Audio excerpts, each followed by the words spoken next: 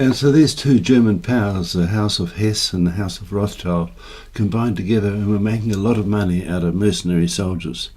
And the King of England, King George III, was hiring the Hessians from Germany to fight for the English in the American Civil War. And so let's have a look now at the rise of the House of Rothschild. The history of the House of Rothschild describes the most ruthless and successful Jewish money changers of all time. It begins at Frankfurt on Main in Germany in 1750, which is symbolically today the home of the European Central Bank.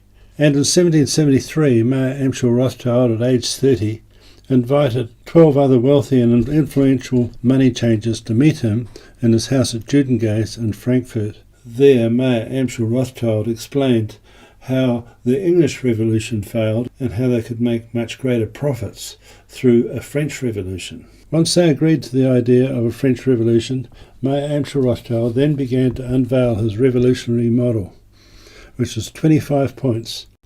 The first was the idea that the majority of men were inclined to evil rather than good, therefore violence and terrorism are the best tool to change the world rather than reason and logic. He argued that the law was a force in disguise, arguing by the laws of nature, right lies and force. Number 2. Rothschild asserted that political freedom was an idea and not a fact, and that they should promote liberalism as a way of changing the status quo to make people give up some of their prerogatives and existing powers. Number 3. The power of gold as the basis of capital. And so gold was entirely in the hands of the money changers. And so this is why all the central reserve banks use gold as their basis for their currency. Next, the end justifies the means, and he explained why they must use all means to reach their goal.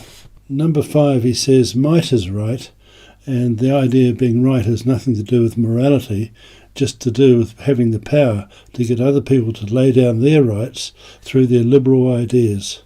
The power of our resources must remain invisible until the moment when it has gained such strength that no cunning or force can undermine it. He warned that any deviation from a strategical plan may bring to nothing centuries of labour. He advocated the use of mob psychology in order to take control of the minds of the masses. Rothschild advocated the use of alcoholic liquors, drugs, moral corruption, and all forms of vice to be used systematically by the agenteurs to corrupt the morals of the youth of nations. And they would use bribery, deceit, and treachery. The right to seize property by any means, without hesitation, to secure submission and sovereignty. Introduce the words liberty, equality, and fraternity among the masses. Furthermore, upon the ashes of the Goyim, they will set up an aristocracy of money. Next, Rothschild expounded his ideas about war to place nations under further debt, and then to manage the peace process so that neither of the combatants would obtain territorial gains. Rothschild described the candidates chosen for the public office to be as pawns in our game. The use of propaganda by using their wealth to control all outlets of public information. He said, thanks to the press, we have gold in our hands, notwithstanding the fact that we had to gather it out of the oceans of blood and tears. It is necessary to have our agenteur, that is their puppets or pawn, come out into the open when conditions have reached their lowest ebb and the masses have been subjugated by means of want or terror. Next, Rothschild spoke about the boom and bust cycle where depressions and financial crises could be brought about to serve their own purposes. Number 15, the infiltration of Masonic lodges to create Grand Orient lodges because Freemasonry allowed them to take advantage of the facilities and secrecy Freemasonry had to offer. Also, it allowed them to spread atheistic, materialistic ideology among the Goyim. The systematic deceptions will be used to fool the Goyim, and for this reason, after we obtain control, the very name of God will be erased from the lexicon of life. The art of revolutionary war was discussed from street fighting to have a reign of terror where all opposition was eliminated, because it is the most economical way to bring the population to speedy subjection. Diplomacy was discussed so that the agenteur, masquerading as political, financial and economic advisors, carry out their mandates. The ultimate goal is world government. Economic war was discussed to rob Goyim of their land and industry through their debt to their banks, making armaments so the Goyim would destroy themselves. the New World Order. The members of the New World Order would be appointed by a dictator from scientists, financiers, industrialists, capitalists, etc. Capture the mind of the youth by teaching them theories and principles we know to be false. National and international laws will be established to substitute arbitration with the law. And so Rothschild and his fellow bankers began to implement this plan immediately after it was given in 1773 there in Frankfurt in Germany by infiltrating Masonic lodges around Bavaria and other parts of Germany.